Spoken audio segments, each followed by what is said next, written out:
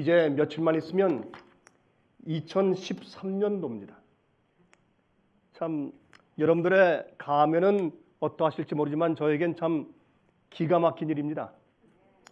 저는 사실 서기 2000년도가 오지 않을 것이라고 생각했던 사람입니다. 그런데 서기 2000년도가 지나고 13년이라는 긴 세월이 훌쩍 지나가 버렸습니다. 그것도 정말 빠르게 지나가 버렸습니다. 저는 예수님의 재림을 고대하는 사람입니다. 전 예수께서 이 땅에 속히 오실 것을 바라는 사람입니다. 저는 사람들로 하여금 곧 오시는 예수님의 재림을 위해서 준비하도록 제 최선을 다해서 외치고 있는 사람입니다. 저는 이 일이 제 일생의 사명이요, 또한 주께서 제게 베푸신 맡기신 임무입니다. 저는 이 일이 제 생애 가운데 없다면 보람도 없고 행복도 없을 것입니다. 이제 마야 문명의 그 캘린더를 믿는 사람들은 지난 그 12월 22일 날 이 세상이 21일이죠. 12월 21일 날 이 세상의 멸망이 이르러 올 것이라고 굉장히 떠들썩하게 사람들이 참 신문에 보도하고 사람들이 모여서 특별 의식을 행하고 했지만은 그러나 아무 일 없이 지나갔습니다. 여러분, 중국에서도 이 미신을 믿는 사람들이 약 1000명이 체포되어 갔습니다. 그들이 이제 집회를 하다가 여러분 아십니까? 이 세상이 곧 멸망한다는 여러 가지 예언들이 지나갔습니다. 또 그들의 추측들이 지나갔습니다. 예수께서 재림하신다는 날짜들을 그들이 세워놓고 기다리는 그런 날들이 지나갔습니다. 지나고 지났습니다. 여러분 아십니까? 이제는 예수께서 진짜 오십니다. 사람들이 많이 실망하고 이렇게 저렇게 이교도인들이 실망하고 그리스도인들이 실망하고 광신주의자들이 실망하고 극단주의자들이 실망한 다음에 이제 사람들이 넋을 놓고 이제는 특별한 일이 없겠지라고 생각할 때 예수께서 갑자기 하루아침에 하늘을 가리고 이 땅에 오실 것입니다. 예수님께서 초림하신 사실을 믿는 것이 기독교입니다. 예수님의 죽으심과 부활하심을 믿습니다. 예수님의 승천하심을 믿습니다. 그럴지인데 예수님의 다시 오시는 재림을 믿지 않는다면 지금까지 믿는 우리의 모든 믿음이 허사인 것입니다. 예수께서 이 땅에 속히 오실 것을 저는 알고 또 믿습니다. 우리는 예수께서 오실 때 하늘로 승천할 수 있는 놀라운 특권을 가질 수 있는 그런 세대에 살고 있는 것입니다. 제가 올해 심장 수술을 받고 병원에서 4일 동안 잠을 자고 있었죠. 그 잠을 자고 있는 시간엔 제가 죽은 시간이었습니다. 전혀 아무것도 몰랐으니까요. 뭐 밖에서 앰뷸런스가 지나가는지 아니면 경찰차가 지나가는지 저희 집사람이 옆에서 무슨 일을 하는지 또 사람들이 방문을 왔었는지 또 의사가 왔었는지 전혀 감지하지 못하고 저 깊은 잠 가운데 있었습니다. 많은 예수를 믿는 사람들이 땅속에서 잠자고 있습니다. 성경은 죽은 것을 영혼이 빠져나와 배회하는 것이 아니라 영혼이 무덤 속에서 깊이 잠잔다고 선포하고 있습니다. 저는 그 잠을 경험했습니다. 사흘 동안 전혀 아무것도 알지 못했습니다. 서서히 눈을 떠서 전 깨었을 때 이것이 혹시 하늘인가 생각을 했습니다. 예수께서 오시는 재림날인가 또 생각을 해보고, 그러나 그것은 하얀 천장에 있는 병원의 병실이었습니다. 좀 실망스러운 그런 생각이었습니다만은, 그러나 제가 잠자던 4일 동안 어떤 일이 생겼는가 하는 것을 제가 인터넷을 통해서 좀 한번 이렇게 설치를 해보았습니다.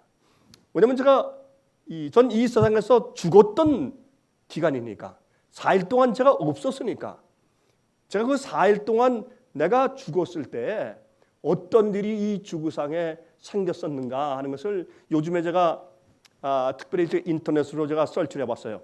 그랬더니 참 굉장한 일들이 있었습니다. 이 사람들이 그래서 2012년도는 세계 종말의 해다, 그렇게 사람들이 생각할 만한 것 같았습니다.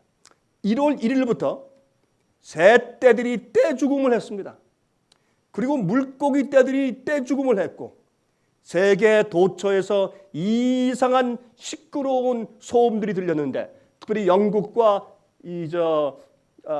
스코틀랜드 그쪽 지방에는 그 소리를 한번 들어보니까 이거는 지진도 아니고, 이건 전쟁 소리도 아니고, 사람들이 아우성 치는 소리도 아니고, 아주 이상하고 괴이한 그런 소리가 몇 시간 동안 계속 들리는데, 과학자들도 이러한 소리가 왜 들리는지 설명할 수 없는 그런 이상한 소음들이 계속해서 그 나라에 들려온 것을 제가 들었습니다. 그리고 우박이 내렸는데 정말 주먹만한 우박들이 내리는 일들이 있었고, 큰 지진들이 있었으며 또한 홍수들이 있었습니다. 2012년도가 시작하면서 정말 천연재해, 정말 놀라운 그런 현현을 우리가 보면서 시작을 했는데, 저는 그때 그것을 알지 못했습니다.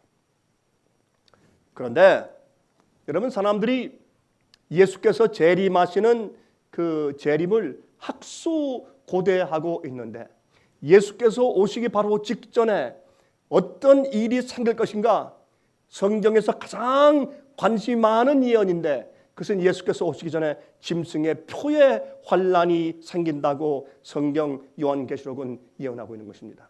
그러면 이 짐승의 표에 대해서 우리가 관심이 참 많은데, 그런데 한 가지 이상한 것은 짐승의 표에 대해서는 많이 강조하지만은, 그러나 짐승의 우상에 대한 설명은 많이 부족한 것을 우리가 깨닫게 됩니다. 여러분, 아마 거의 전무하다시피 할 거예요. 짐승의 우상에 대한 설교는 아마 거의 들어보기가 힘든 입장에 있습니다. 많은 목사님들이 많은 교파에서 짐승의 우상들에 대해서 강조하며 해석하고 설교하지만 짐승의 우상이 무엇인지를 잘 모르는 것입니다. 짐승의 우상이 세워져서 짐승의 우상에게 경배하라 하더라 그랬습니다. 짐승의 우상이 세워지고 짐승의 우상에게 경배하는 일이 생기지 아니하면 짐승의 표가 생기지 않습니다. 그래서 짐승의 우상이 먼저 생겨야 합니다. 짐승의 우상이 생겨서 거기에 경배하는 자들에게 주는 표가 짐승의 표입니다. 짐승의 표는 어떤 의미에서 짐승의 우상에게 경배하는 자들에게 주는 특혜입니다.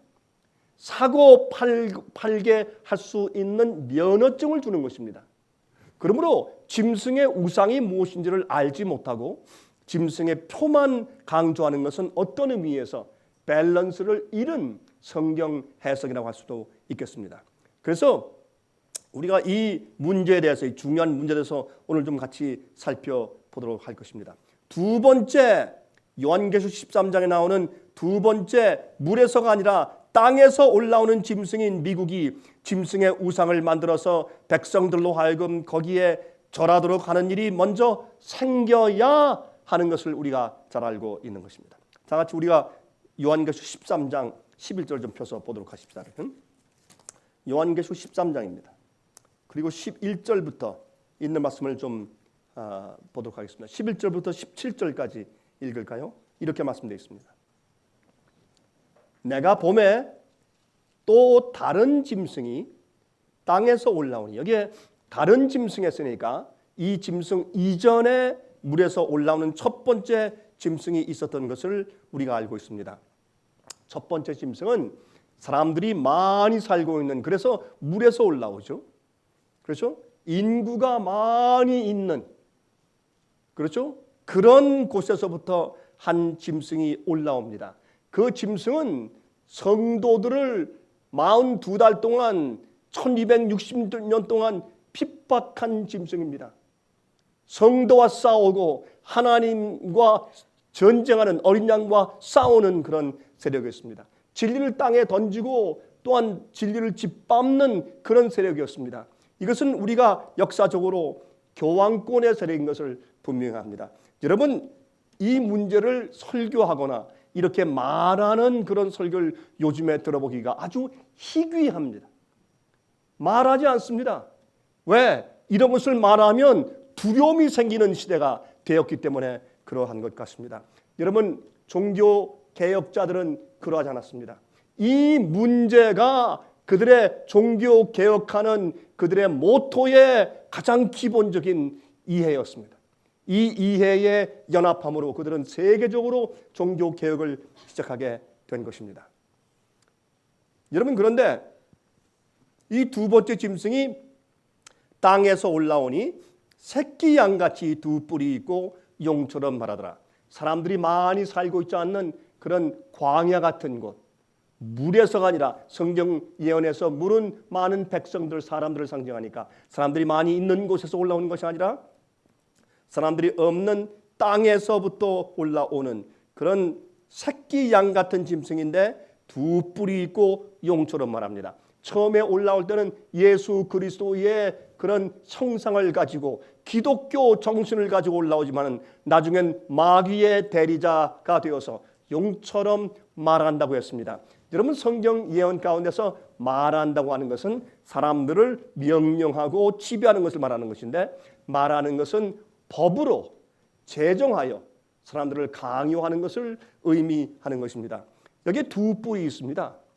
여러분, 뿔이 하나가 아니고 머리가 하나가 아니고 여기에는 두 뿔이 있습니다.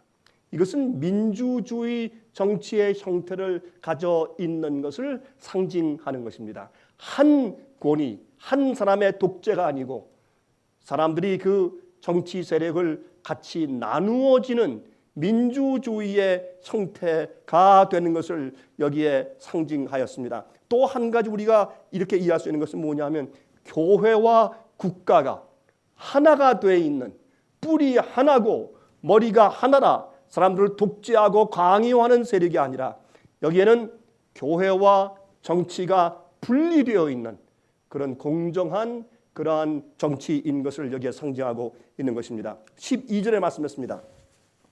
저가 먼저 나온 짐승의 모든 권세를 그 앞에서 행하고, 여기 보니까 두 번째 짐승의 정체가 여기에 드러나는데, 두 번째 짐승은 어떻게 한다고 했습니까? 먼저 나온 짐승을 위해서 마지막에 일해주는 대리자입니다. 그래서 여기 보면 저가 먼저 나온 짐승의 물에서부터 올라온 교황권의 모든 권세를 그 앞에서 행하고, 모든 권세입니다. 다시 말해서 이렇다면은 먼저 나온 짐승이 두 번째 땅에서 올라온 그 새끼 양 같은 짐승에게 모든 권세를 준단 말은 충분한 100%의 인정과 서포트가 있다는 이야기입니다. 모든 권세를 그 앞에서 행하고 땅과 땅에 거하는 자들로 처음 짐승에게 경배하게 하니 곧 죽게 되었던 상처가 나은 자니라. 여기 보니까 처음에 나왔던 그 짐승에게 이 세상에 있는 모든 사람들, 생명책에 기록되지 아니한, 생명책에 이름이 기록되지 아니한 자들은 전부 다 그 먼저 나온 짐승에게 경배할 것이지요. 근데 이 죽었던 상처가 나은 자니까 얼마나 분명합니까? 이것은 1260년 동안의 그 예언 핍박 기간 그 끝날 무렵에 1798년도에 불란서의 버티어 장군에 의해서 여러분 피우스 6세가 바티칸에서 붙잡혀서 말에 태워서 불란서로 가서 감옥에 갇혀서 3개월 만에 그 감옥에서 죽었습니다. 이런 너무나 놀라운 일이 있었습니다. 그래서 그 당시에 신분들은 말이죠, 성경 예언처럼 말이죠, 이 세력이 칼에 맞아 죽는 상처를 받았다 라는 그러한 기사가 날 정도로 이 예언이 정확하게 성취가 된 것입니다. 이 죽었던 상처를 받았던 이 세력, 그러나 그 세력이 회복되었습니다. 마지막 시대에 나은 자인데 이 자에게 경배하도록 만드는 세력은 바티칸이 아니라 미국입니다. 두 번째 짐승입니다. 여기에 큰 이적을 행하되 심지어 사람들 앞에서 불이 하늘로부터 땅에 내려오게 하고 짐승 앞에서 받은 바 이적을 행함으로 땅에 거하는 자들을 미혹하며 땅에 거하는 자들에게 이르기를 칼에 상하였다가 살아난 짐승을 위하여 우상을 만들라 하더라. 자, 이건 무슨 말인가 하면 여러분 이 사람들을 회유하고 기만하여서 미혹하여서 먼저 나온 그 짐승의 세력에 경배하고 복종하도록 만드는 일을 미국이 마지막 부분에 가서 대신해 주는데, 대신하는 일을 어떻게 하는가? 사람들의 마음을 움직이는 힘은 종교의 힘이에요. 하나님에 관한 이해로 사람들을 움직이는 것입니다. 전쟁으로 움직일 수 없습니다. 돈으로 움직일 수 없습니다. 사람들의 마음을 사서 그 마음이 어떤 세력에 굴종하도록 만드는 것은 종교의 힘밖에 없습니다. 그러므로 여기에 보니까 무엇을 합니까? 큰 이적을 행하여. 여러분 가만히 보면 제가 이 문제를 좀 자세하게 설명하면 시간이 많이 가니까 한마디만 하고 지나가죠. 요즘에 여러분 1970년도 초기, 1960년도 말기 또 1970년도 초기까지만 해도 사실 우리 한국에 있는 기독교에서도 요즘처럼 이렇게 떠들고 신유의 은사가 많고 통성 기도를 하고 말이죠. 방언을 큰 소리로 떠들고 하는 이런 일들이 전혀 기독교에 없었습니다. 분위기가 경건했고 설교가 경건했고 찬송 부를 때 목사님이 강도상을 아주 엄숙하게 치면서 찬송하는 것은 있어서도 사람들이 박수치며 요란하게 예배드리는 그런 분위기는 없었습니다. 여러분 열광적인 축제식 예배 형식이 들어오고 그런 가르침이 들어오고 여러분 어떤 때는 귀신의 지절거림 같은 이상한 소리를 부르짖으면서 예배드리는 이상한 모습들이 이제 생기고 그것이 아주 어떤 의미에서 요즘엔 보편화되어버린 시대가 되었습니다. 그래서 어떤 한 교수님이 저한테 그런 얘기를 했습니다. 자기가 부인을 쫓아서 처음에 교회를 가니까 이거는 굿하는 것도 아니고 교회에서 난리들을 하고 일어나서 손뼉 치고 춤추고 막 찬송을 부르는데 난 도저히 그런데 앉아있을 수가 없고 나는 기독교인이 아닐지라도 우리 집사람 때문에 할 수 없이 교회를 다니지만은 난 그런 소란스러운 장소에 가서 앉아있을 수가 없었습니다. 그런데 한 번, 두 번, 세 번 이렇게 참석을 하니까 처음엔 그게 무슨 무당 굿하는 것 같고 너무 이상하고 맞지 않았는데 그것도 자꾸 보니까 익숙해져서 나중엔 별로 이상하게 보이지 않대요. 나중에 어느 때인가 나도 손이 올라가고 나도 박수를 치고 나도 내 몸이 흔들면서 찬송 부르는 내 자신을 발견했습니다. 그런 얘기를 들었습니다. 여러분 이런 큰 이적을 행하되 여러분 이런 기적을 행하는 일은 중세기에 로마 교회에서 하던 일입니다. 로마 교회에서 귀신을 쫓고 악마를 쫓고 병든 자를 살리고 이상한 소리가 나오게 하고 이런 기적을 행하는 일들을 중세기 때 많이 하였습니다. 신부들에 의해서 기적을 행하는 운동이 크게 있었습니다.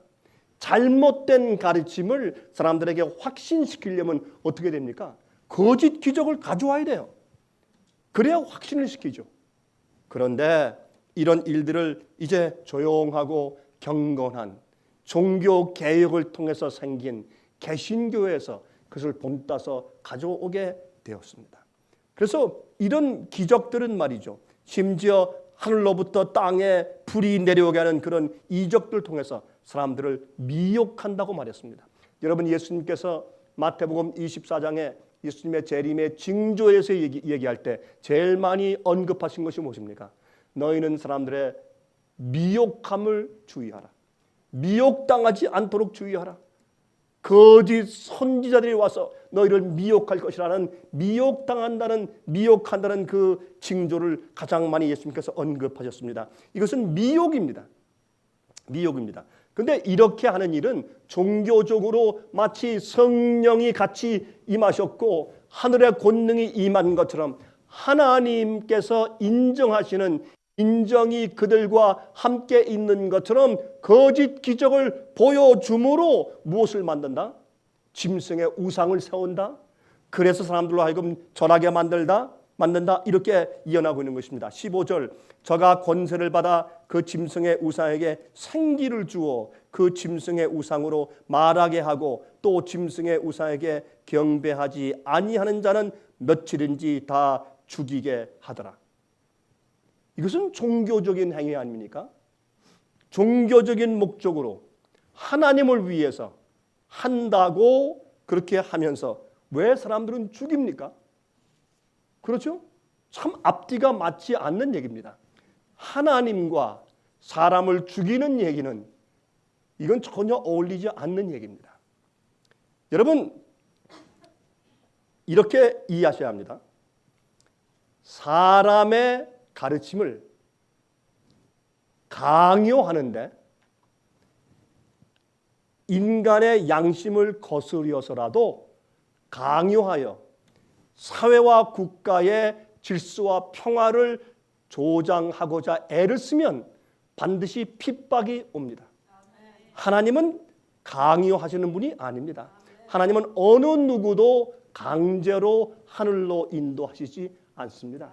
하나님은 마음을 감동하시고 성령으로 은혜를 주셔서 변화시키시고 자발적인 선택으로 오게 하시지 한 번도 우리 주님은 누구를 강요하신 적이 없습니다.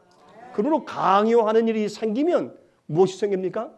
핍박이 생기고 사람을 죽이는 일이 생기는 것입니다. 그것이 중세기의 암흑시대 핍박의 원인이었습니다. 여기에 이것을 무엇과 연결시켰습니까? 짐승의 우상과 연결시켜 놓았다 말입니다.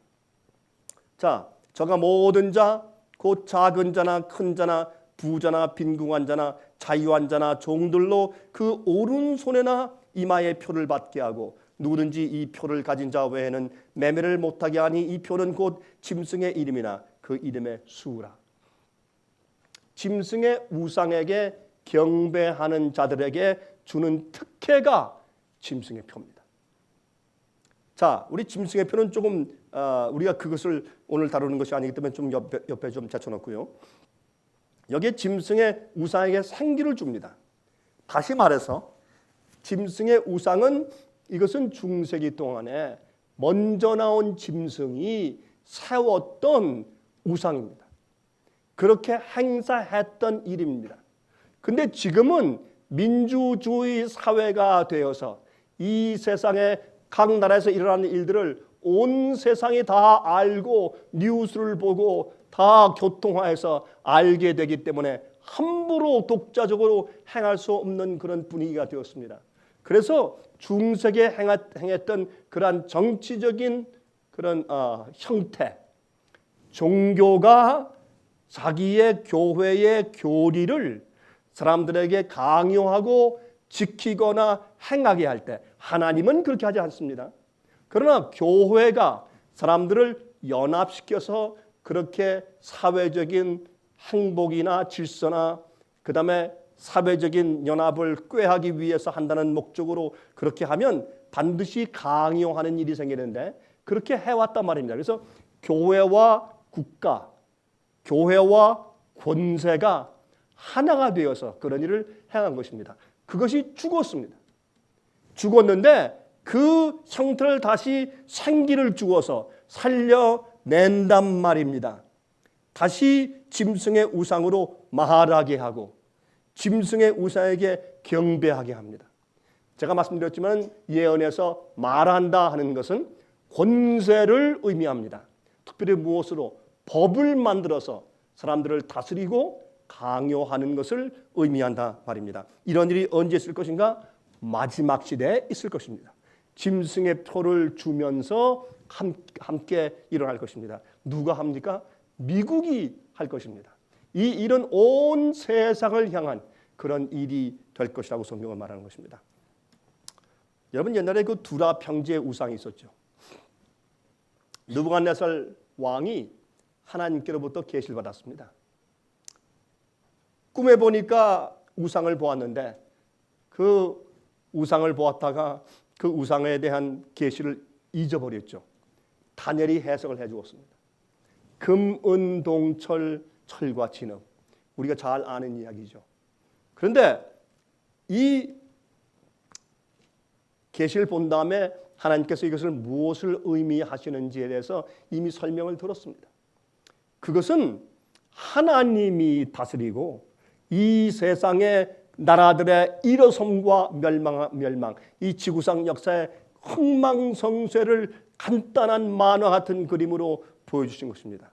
맨 마지막에 나라들이 강한 나라와 그 다음에 약한 나라, 부한 나라와 가난한 나라가 합쳐 살지만 그러나 그들이 정말 연합되지는 못할 것이다. 그때의 돌나라, 예수님의 재림을 통해서 이 세상의 나라들이 멸망합니다. 그런데 여러분 가만히 보시면은 이 돌이 하늘에서부터 오는 것이 아닙니다. 여러분 성경을 다시 읽어보세요. 여러분 다니엘서 2장을 읽어보시면 그 뜨인 돌이 하늘에서부터 온다고 되어 있잖아요. 산에서 그 돌을 깨내어서 그 돌이 와요. 다시 말해서 하나님께서 이 세상에 왕국을 세우시는데 예수님께서 오시는 재림을 말씀하시는 것이 사실이나 거기에 무엇이 포함되는가? 산은 하나님의 거룩하고 영화로운 교회를 말합니다.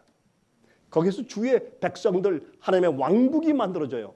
이런 사상 때문에 여호와의 왕국, 여호와의 증인이 생기고 또 이상한 이단들, 교파들이 생기고 그렇겠습니다만, 그러나 여기는 말씀 보면 하나님께서 당신의 백성들이 준비되었을 때 하나님의 왕국, 참 당신의 교회 백성들을 통해서 이 지구상의 정권을 대치하시는 겁니다.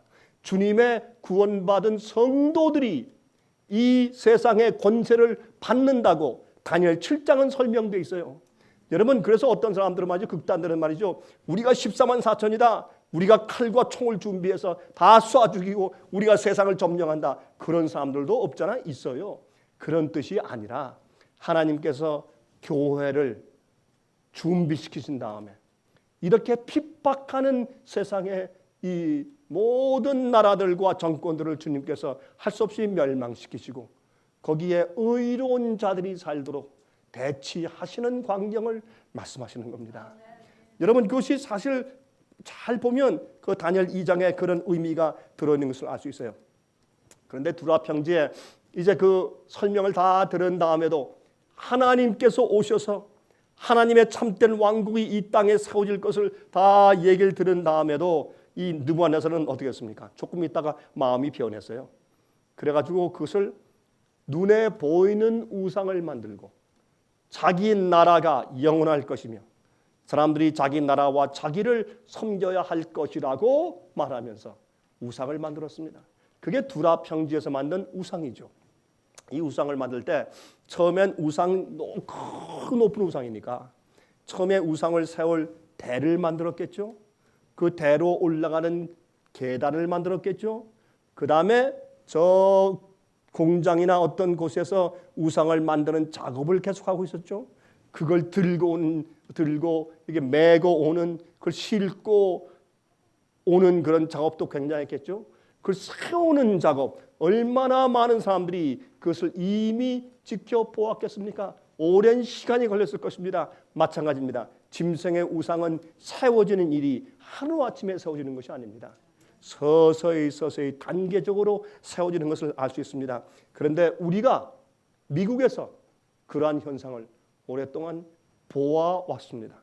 예언적인 안목을 가진 사람들만 이해할 수 있도록 그러한 현상을 미국에서 보아왔다 말입니다. 자, 시작합시다.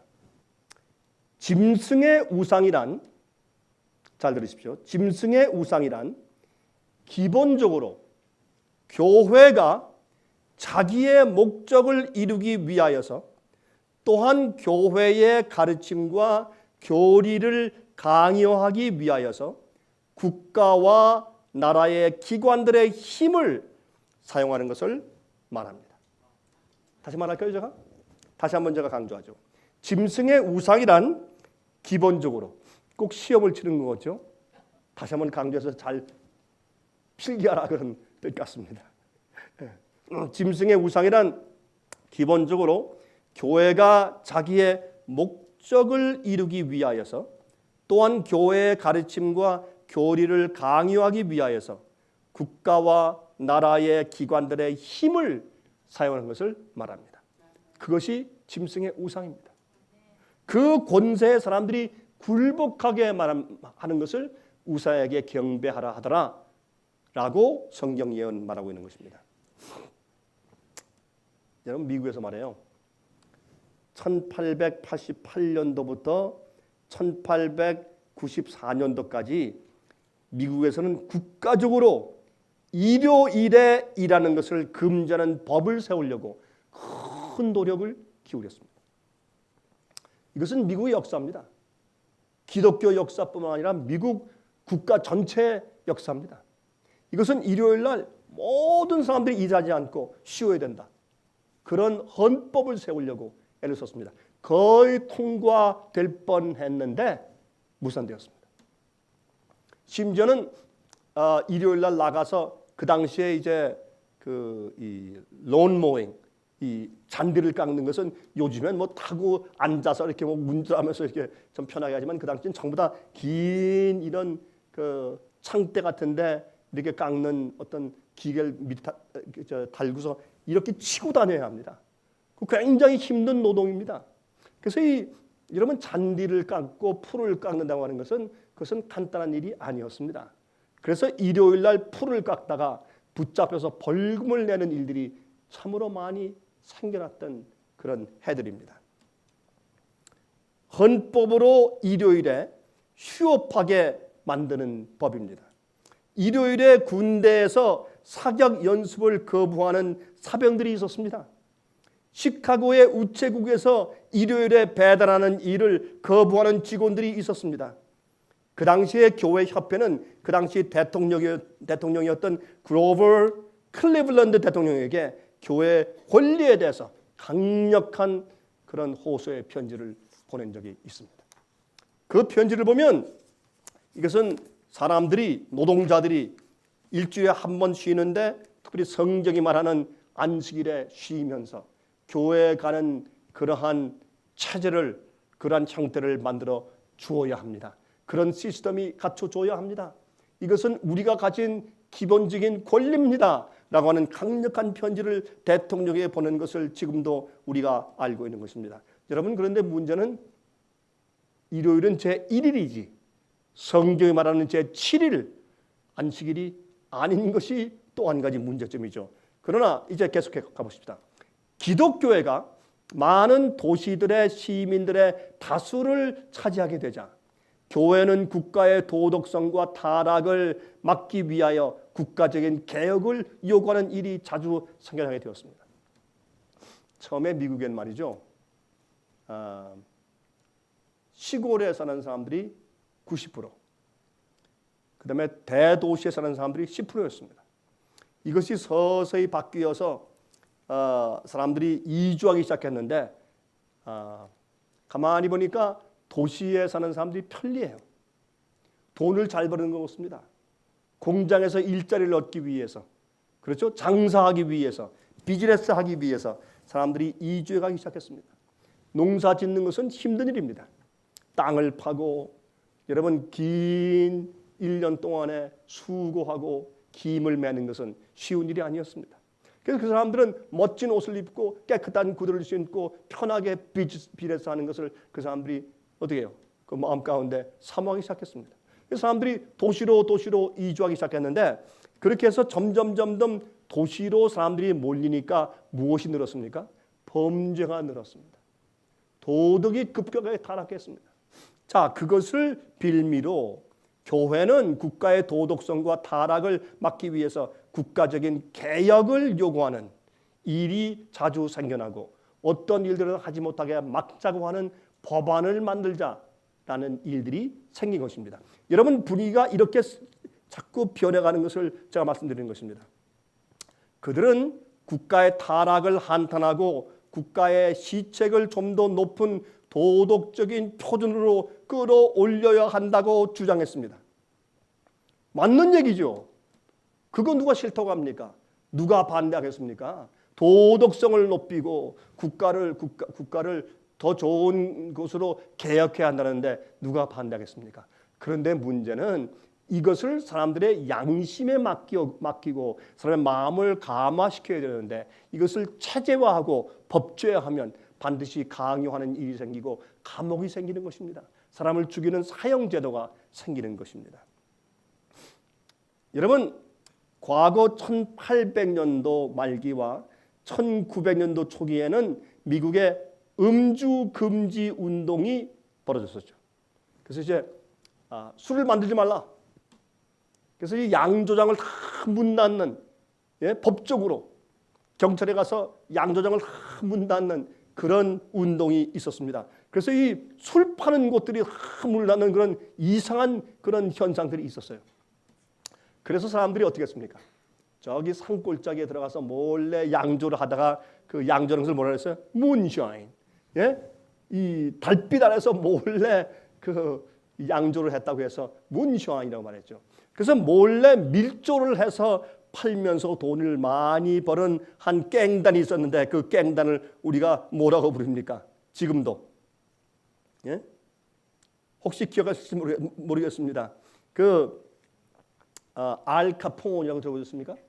옛날 알카포네, 한국말로 순수한 한국 단어로 알카포네가 여러분 이 밀조를 해서 그 당시 돈을 많이 벌었죠. 그것 때문에 밀조를 해가지고 양조장을 해서 뽑아온 그런 문샤인에서 만들어온 그 술들을 창고에 많이 쌓아놓으니까 경찰들과 많이 총격전을 벌이고 싸운 이제 그런 깽단의 유명한 사람의 이야기를 우리가 알고 있는 것입니다.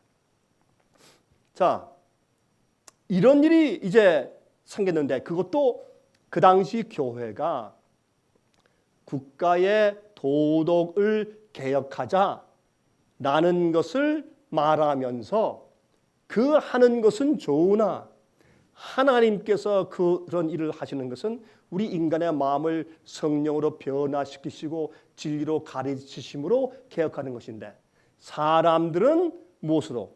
제도로, 법으로 강요해서 그 일을 하려고 하기 때문에 반드시 거기에는 핍박이 따르게 되어 있다 그 말입니다. 이것이 짐승의 우상을 세우는 그런 기본적인 분위기를 만든 것입니다. 자, 현재 미국의 경우에도 계속적인 총격 사건으로 온 국민들이 분노하고 있습니다. 심지어 그 NRA, National Rifle Association, 이것은 미국에 있는 이 총기 협회죠. 총기를 가지는 권한이 있다는 협회입니다. 미국의 헌법에 말이죠. 누구든지 자기를 방어하기 위하여서 총을 소지할 수 있는 것이 헌법으로 보장되어 있습니다. 심지어는 자기의 고장을 자기들이 보호하고 막을 수 있는 것이 권리가 보장되어 있는 나라입니다. 여러분 옛날에 그런 헌법들을 다 적용시키려면 참 재미있는 법들이 미국의 헌법 그 뒤에 숨어 있는 것을 볼 수가 있어요.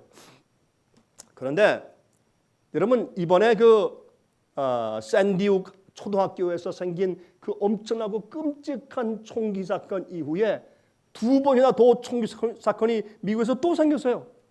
얼마 전엔 말이죠. 펜실베니아에서 그냥 하이웨이에서 어떤 사람이 지나가면서 마구잡이로 사람들을 쏘았어요. 차 타고 가면서. 그래서 그렇게 총격전이 벌어져서 여러분 경찰 2명이 상했습니다. 그리고 여러 사람들이 죽었습니다.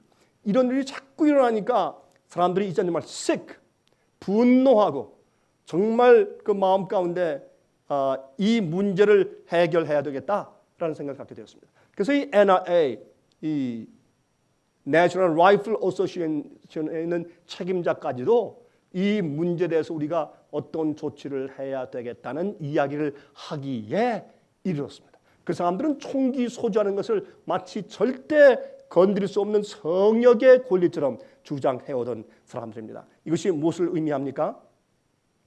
여러분 이럴 때 국가는 총을 소유하는 권한을 없애거나 줄이겠다는 의지를 나타내면서 교회 교인들과 타협하기 시작합니다. 궁극적으로 국민들의 도덕성과 영성을 개혁하기 위해서 하나님께로 돌아가는 그런 획기적인 일을 해야 한다고 말합니다. 자 보십시오. 하나님은 이런 사람들을 변화시키는 일을 법으로 하시지 않습니다.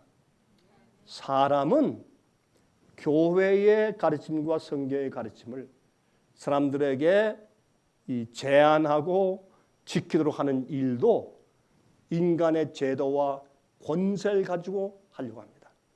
그것은 좋은 의도 같으나 그것은 반드시 핍박을 조장하고 그리고 정말 양심적으로 신앙을 가지고 있는 사람들을 잘못 오해하고 사람들을 죽일 수 있는 그런 놀라운 중세의 핍박의 불을 다시 붙일 수 있는 가능성을 제기하게 되는 것입니다.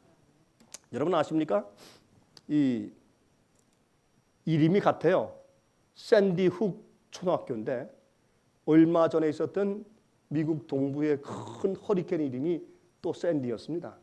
그 참 재밌어요. 근데 이 샌디 허리케인 이후에 미국의 분위기는 뭐냐면 이제 국가가 하나님께로 돌아가야 된다. 하나님께서 미국에 분노하셨다.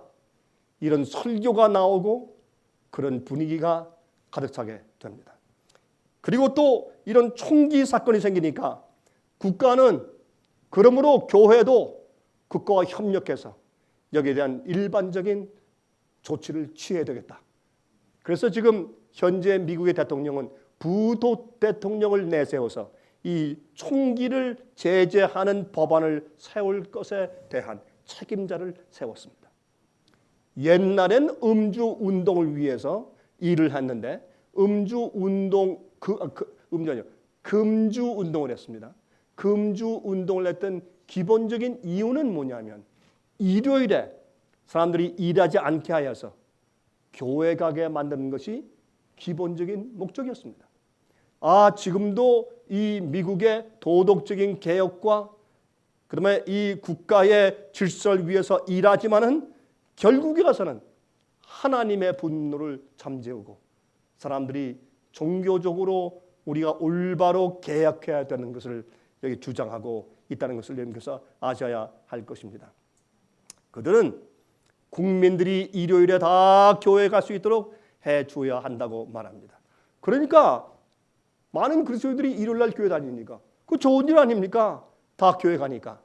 무슨 일을 하든지 첫 번째는 하나님께서 성경적으로 교회 가라고 말씀하신 날이 그것이 인간이 잘못 만들어 놓은 잘못된 제도인 것은 처음이지만 두 번째로 그 일을 강요해서 하면 반드시 문제가 생기는 것입니다. 핍박이 생기는 것을 제가 말씀을 드리죠. 일요일에 특별한 일이 없는 한 다 쉴 수 있도록 만들어줘야 된다. 이 일은 가정의 평화와 연합을 위하여서도 좋은 일이다 라고 말하는 것입니다. 여러분 아십니까? 지금 바티칸에서 말이죠. 세계 가정의 날을 만들어서 큰 행사들을 합니다. 올해 5월 달에도 이태리에 있는 밀란에서 세계 가정의 주간 해서 큰 행사를 치르었습니다. 여러분 아십니까?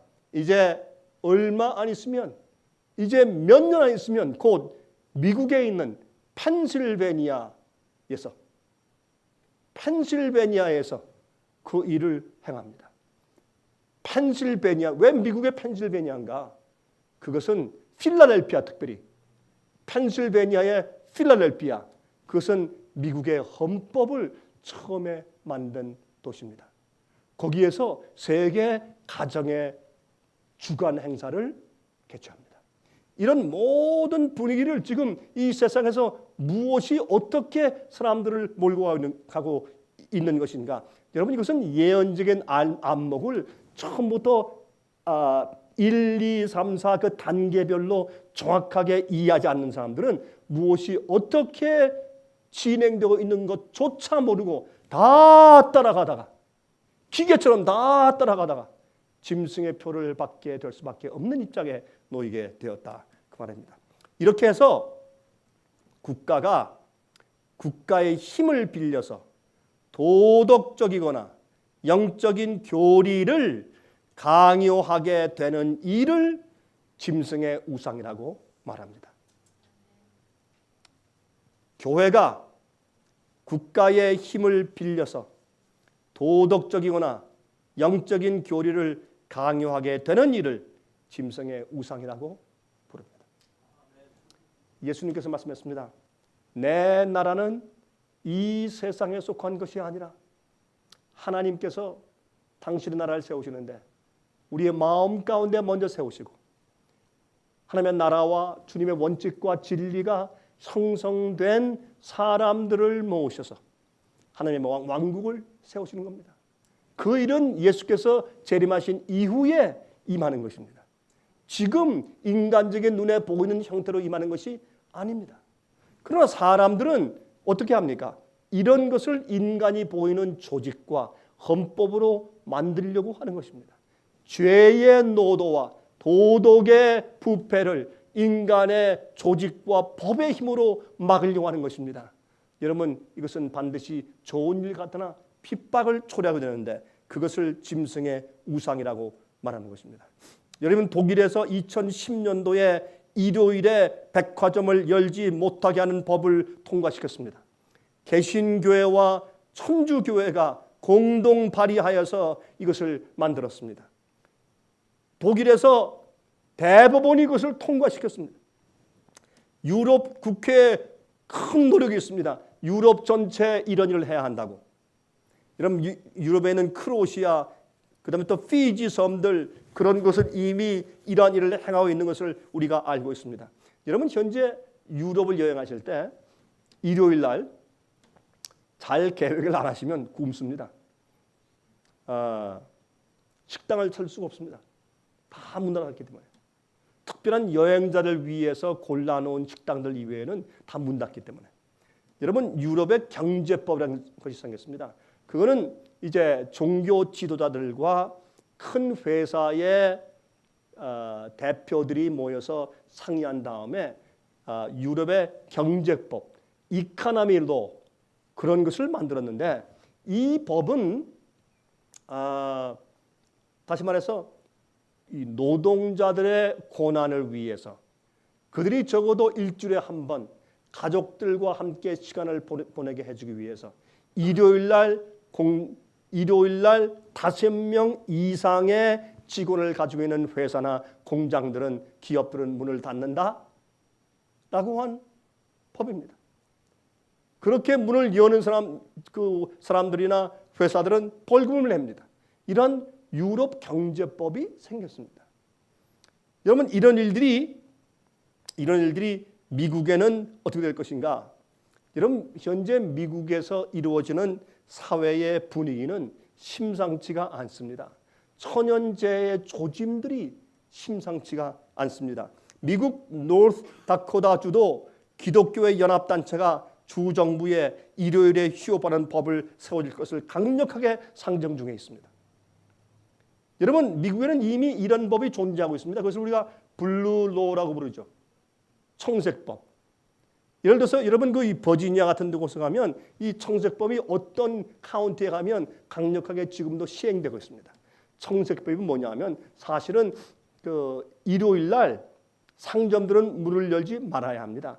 그 법이 실제로 지금 시행된다면 상점들은 다 문 닫아야 합니다. 그러나 그 법이 실제적으로 적용돼서 시행되지 않고 있는 것뿐이죠. 그런데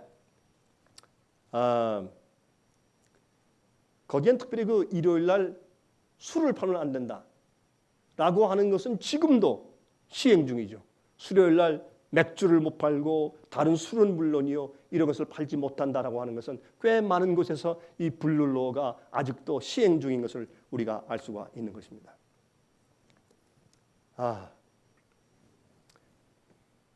왜 짐승의 우상인가?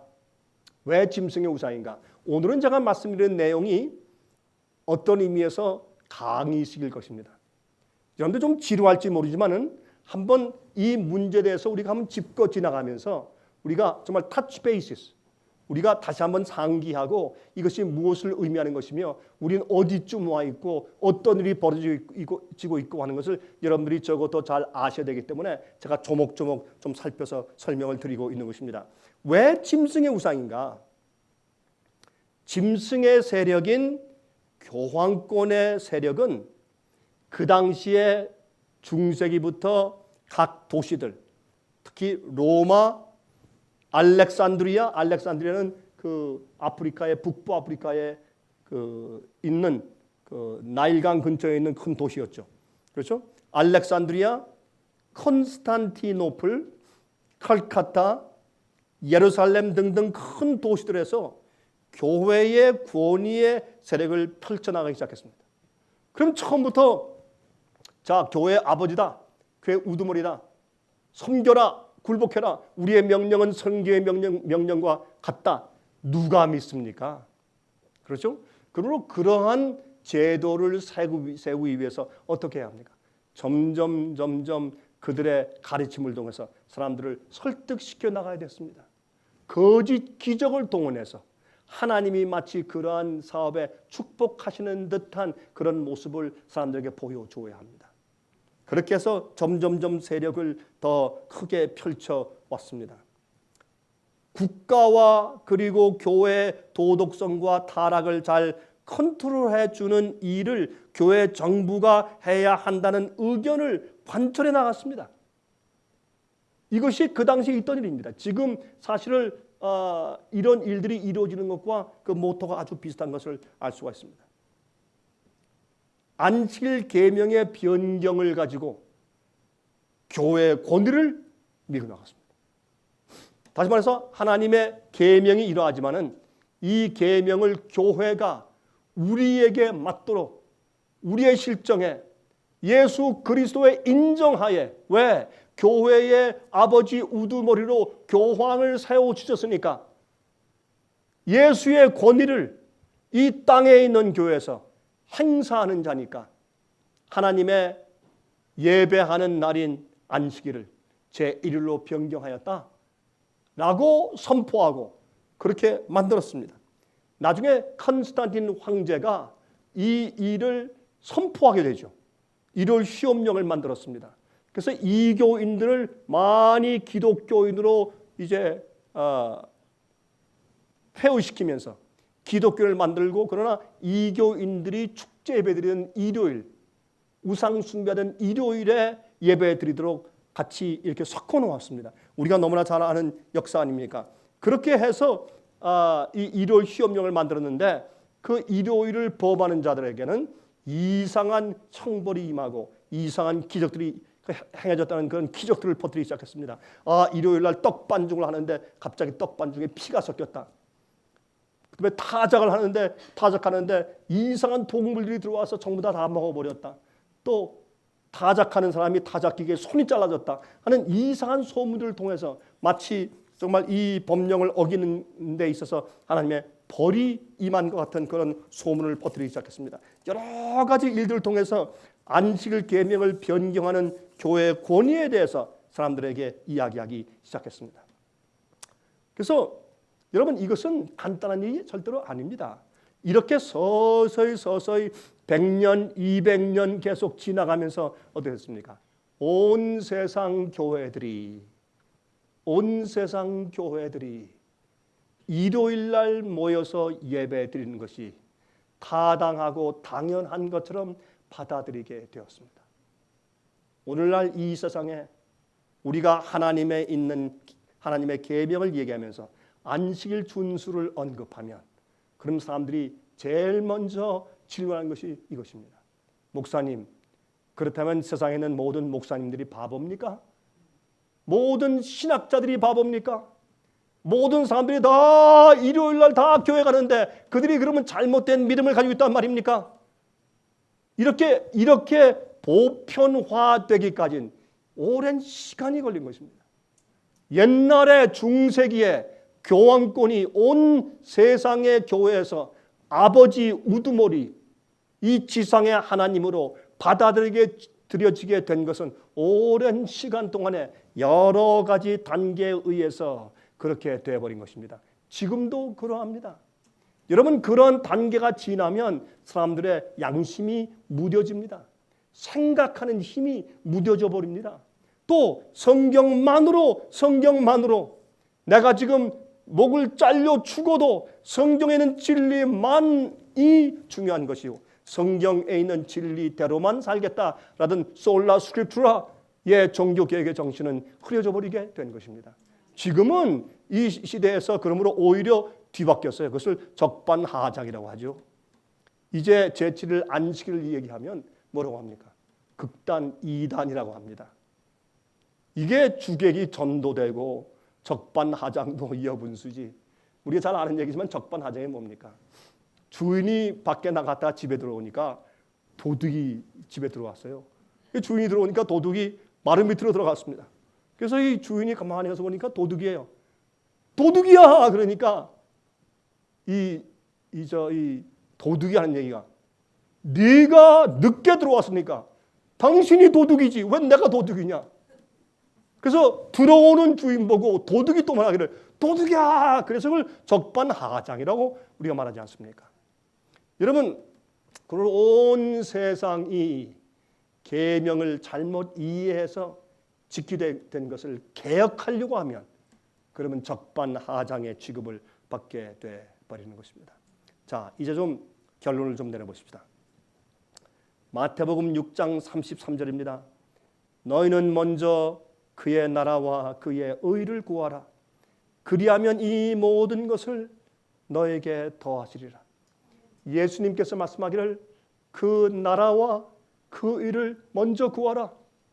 여러분의 비즈니스보다, 여러분의 직장보다, 여러분의 개인 생활보다, 여러분의 목숨보다 하나님의 의와 그의 나라를 더 먼저 구하란 말입니다.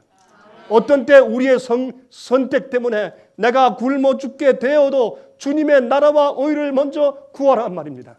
어떤 때 내가 그렇게 함으로 옥에 투옥되거나 아니면 목숨을 잃을 위험성이 생길지라도 하나님의 의를 먼저 구하란 말입니다. 우리가 불이익을 당하고 사람들에게 따돌림을 받고 사람들에게 광신이 되어서 핍박당하는 아주 이상한 장편에 처하게 될지라도 하나님의 나라와 그 의를 먼저 구하란 말입니다. 여러분, 그러나 짐승의 우상을 세우는 것은 그런 것이 아닙니다. 짐승의 우상을 세우는 것은 근본적으로 인간의 교회와 제도의 의를 먼저 높이는 일이 됩니다. 예수께서 말씀하기를 하나님의 나라와 그 의를 먼저 구하라. 사람의 명령이나 사람의 제도와 사람이 만든 가르침을 그 의를 먼저 세우라고 절대로 예수께서 말씀하지 않으셨습니다. 참 안식일을 준수하던 많은 그리스도인들이 중세기 때 순교를 당해서 죽어갔습니다. 얼마나 많은 사람들이 죽었는지, 높은 성벽에서 밀어 떨어뜨려서 밑에 있는 그 바위에 떨어져 자기 오장육부가 터져서 죽은 사람들이 많이 있고, 목에 잘려 죽었고, 모든 것을 뺏기고 유리방어했으며 또한 총살형을 당했고, 많은 사람들이 안식일을 지키기 때문에 순교를 당해왔습니다. 그런데 아십니까? 이 순교자들의 이야기 가운데서, 순교자들의 역사 가운데서 참 안식일을 지키기 위해서 정말 그들이 모든 것을 희생하고 모든 것을 내놓고 핍박당하다 순교당하여 죽은 자들에 대한 기록들은 많이 지워버렸다는 사실입니다. 많이 순교자들의 이야기가 많은데 특별히 이 부분에 대한 순교에 대한 이야기가 많이 지워진 사실을 우리가 특별히 우리가 역사에서 보고 알게 되는 것입니다. 마귀는 또 한 가지는, 마귀가 또 어떤 일을 했는가? 마귀는 오늘날 교회 안에서 말이죠, 이상한 일을 해왔어요. 그건 뭔가? 설교에서 제가 이런 얘기를 하기가 조금 거꾸로 올 수가 있어요. 어떤 사람들은 신문에 큰 전면 대서 특필로 안식일을 개혁해야 합니다. 제7일 안식일 광고를 내면서 전도해야 됩니다. 우리 지금 그럴 때가 아닙니까? 전 이 일에 있어서 조금 의의가 있습니다. 저는 좀 생각을 해보고 하라고 제가 권유합니다. 저는 그렇게 하지 않습니다. 왜 그러냐 아십니까? 마귀는 이상한 신학을 퍼뜨려 놓았습니다. 그것은 뭐냐면 복음을 바꿔 놓았어요. 마귀는 우리보다 한 발자국 한 수를 더 먼저 뛰었습니다. 그래서 교회에 퍼뜨려 놓은 가짜 복음은 무엇이라고 말하는가? 예수님의 십자가에서 구원이 다 이루어졌다. 우리 죄를 다 용서하셨고 믿으면 다 구원이 이미 이루어진 것이고 십자가 위에서 우리의 과거의 죄와 현재의 죄와 미래의 죄까지 다 용서받았고 우리는 은혜로만 믿음으로만 구원받는 것인데 우리가 순종하는 거? 그건 좋다. 이 사회에 국가에 또 가정 교회를 위해서 이웃을 위해서 좋은 것이다. 그러나 우리가 순종하고 주님의 계명을 지키는 것은 우리의 구원과는 상관이 없는 것입니다. 좋긴 좋으나 이미 구원은 예수님의 십자가의 보혈로 이루어진 것이기 때문에 이렇게 믿도록 이 교회들을 전부 미혹하고 기만해 놓았습니다. 이런 계제에 안식일 준수를 얘기해요? 통해요 그게? 여러분 사람들에게 관심이 없어요. 안식을 지키는 거 관심이 없어요. 그게 그래서요. 안식을 지키자. 그거 좋지. 그런데 그거 원래 교회가 전통주로 바꾸는 것 아닌가? 아니 바꾸어서 그게 잘못되고 안 되고 잘못됐다고 할지라도 우리는 십자가로 이미 구원받는 것이 십자가의 은혜로만 구원받았는데 또 무엇을 강조하는 것인가? 그래서 오늘날 믿는 자들의 생각 구조를 다 잠재워 놓았기 때문에 그렇게 전도해서는 안 되는 것입니다. 그게 효과가 없는 것입니다. 마귀는 이미 우리보다 한 발 앞장서서 이미 그렇게 교회 우리를 만들어 놓았습니다. 그러면 어떻게 해야 합니까? 하나님께서 하시는 방법은 하나님의 성령을 통해서 인간을 구원하시는 것입니다.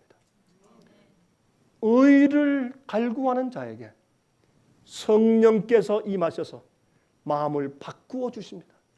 하나님의 의는 논리가 아니고 이론이 아니라 하나님의 의는 하나님의 능력이 우리 속에 창조의 역사를 행사하시는 것이기 때문에 우리 마음을 변화시키시고 바꿔주시는 것입니다. 그래서 우리가 예수님께서 우리를 의롭다고 하실 때 죄를 지고 계명을 어기는 그런 사람들을 주님께서 의롭다고 봐주신 것이 아니고 우리 죄를 덮어 씌워주신 것이 아니라 하나님은 우리를 의롭다고 선포하실 때 우리를 실제적으로 하나님의 창조의 능력과 성령의 감동으로 우리 마음을 변화시키고 바꿔서 의롭게 만들어 주신 다음에 우리의 동기가 의롭고 우리의 소원이 의롭고 그래서 우리가 의로운 일을 행하고 죄를 이길 수 있는 품성을 우리 속에 갖도록 하신 다음에 우리를 의롭다고 말씀하시는 것입니다. 그 하나님의 의로 사람들을 변화시키시면 그러면 그런 의로운 마음을 받고 진실된 회개를 통해서 예수의 보혈의 피로 마음이 정결케 씻음을 받고 예수님의 의를 사모해서 자기가 죄인인 것을 아는 사람들은 지겨운 것입니다. 죄를 지어서 죄의 노예가 된 자들은 해방되길 원하는 것입니다. 여러분 죄를 짓는 것이 즐거운 사람은 이건 기본적으로 문제가 있는 것이죠. 그러므로 죄를 싫어하고 죄가 밉고 죄에서 해방되길 원하는 자가 예수의 의를 찾게 되어 있는 것입니다. 예수님의 의가 임하면 그들은 기쁘게 해방되고 죄를 버리고 주의 계명을 어기는 생애와 행동을 버리고 하나님께 순종하게 되는 것입니다. 복음의 결론은 무엇입니까? 하나님께 돌아가 주님의 뜻대로 살고 주의 계명을 순종하는 것입니다. 여러분 기억하십시오. 하나님께서 우리를 구원하시는데 계속적으로 개혁하십니다. 왜 매 시대마다 현대 기별이 있어요? 왜 매 시대마다 개혁이 필요합니까? 그것은 복음의 결론은 하나님께서 여러분과 저를 복음으로 구원하시는 목적이 무엇입니까? 우리가 14만 4천처럼 되는 것이에요. 그게 복음의 결론이고 주님께서 우리를 십자가의 보혈로 구원하시는 하나님의 의도와 계획입니다.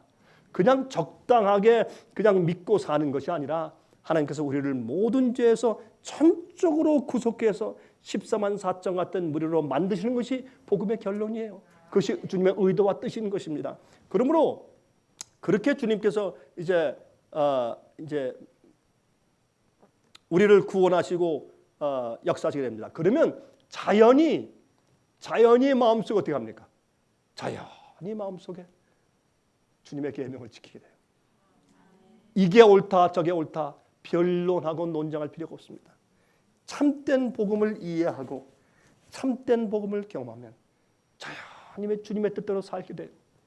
저는 영원한 복음을 가르치고 진정으로 회개케 하고 거듭남을 가르치고 나면 사람들이 알아서 잘못된 교리와 잘못된 오류의 가르침을 다 버리고 안식일 문제까지도 쉽게 받아들이고 이해하게 되는 것을 전 많이 경험해 왔습니다. 하나님의 구원의 역사고 성령의 역사지 우리의 변론이 아닌 것입니다. 자, 그런데 우리가 여기서 한 가지 좀 짚고 지나가십시다. 우리는 이 짐승의 우상을 말하면서 한 가지 알고 지나가야 할 것이 있습니다. 우리 사랑하는 형제, 사랑하는 자매들이지요. 화면을 통해서 예배 참석하시는 사랑하는 형제, 자매들이지요. 제 얘기를 잘 들으십시오. 제 속에서 눈물겹게 올라오는 간절한 호소를 들으십시오. 세상은 오래가지 않습니다. 이제 곧 예수께서 오실 것이고 짐승의 우상이 세워지고 있고 이제 짐승의 표가 이루어질 것입니다. 이럴 때 우리가 반드시 버려야 하는 것은 핍박자들의 성격을 우리가 버려야 합니다.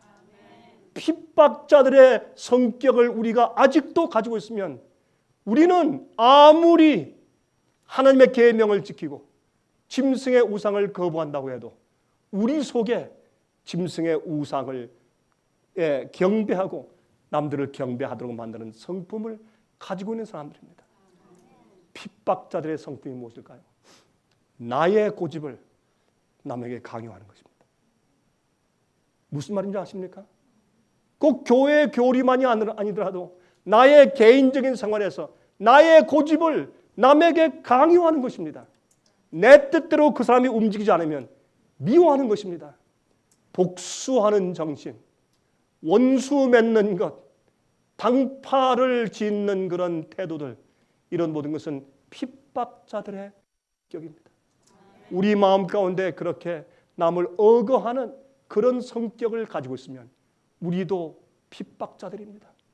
우리는 교회의 교리로 도덕적으로 핍박을 안 해도 나를 하나님보다 아니 남보다 더 낫게 여기기 때문에 어디 성경에 나를 남보다 더 낫게 여기라고 했습니까? 다른 사람을 나보다 자기보다 더 낫게 여기라고 말했지 반대로 나를 더 높여서 다른 사람들을 구박하거나 오해하거나 오해시키거나 은근히 압력을 주거나 미워하거나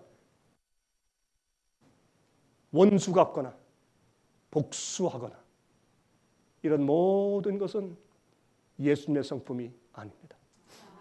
이것은 그리스도인이 가져야 할 성품이 아닙니다. 핍박받는 자들과 핍박하는 자들이 앞으로 있을 것입니다. 짐승의 표를 받은 자들 큰 숫자는 하나님의 일을 받은 자들을 핍박할 것입니다.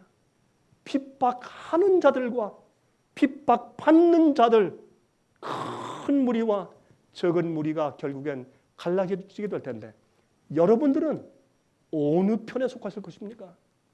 그 얘기가 여러분이 지금 안식일을 지키더라도 핍박자들의 성격을 아직도 가지고 계시면 여러분들은 남들을 핍박하는 자들도 발견케 될 것입니다. 우리는 예수 그리스도의 의를 우리 마음속에 담고 살아야 합니다. 그것이 예수의 품성입니다. 예수님은 하나님이셨습니다. 그러나 잡혀서 갈바리로 가셨습니다. 그것이 예수님의 의입니다. 이것이 짐승의 우상과 함께 싸우는 마지막 백성들의 성격입니다. 여기에 이렇게 말씀했습니다. 요한계시록 14장 12절에 성도들의 인내가 여기 있나니 저희는 하나님의 계명과 예수 믿음을 지키는 자니라. 하나님의 계명과 예수 믿음을 지키는 자니라. 참된 믿음을 가지고 하나님의 계명을 지키는 마지막 성도의 인내가 마지막에 생기는 것입니다. 인내가 필요합니다. 어려운 때이기 때문에. 제가 오늘은 시간이 꽤 많이 지났습니다. 이젠 끝내야 되겠습니다. 여러분이시여, 짐승의 우상은 우리 눈에 보이는 현상입니다. 지금 오고 있습니다.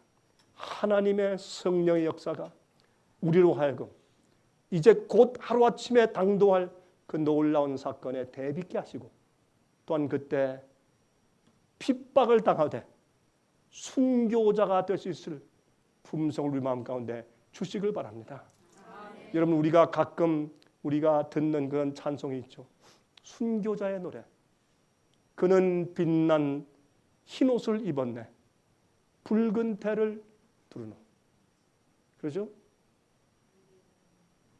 여러분, 그 순교자의 노래가 옛날에 있었던 사람들의 노래가 아닙니다. 앞으로 많은 순교자들이 생길 것입니다. 그때 여러분들은 먼저 그 나라와 그 의를 구하는 하나님의 백성편에 속하시기를 간절하게 바랍니다. 아멘. 자비하신 하늘에 계신 우리 아버지시여,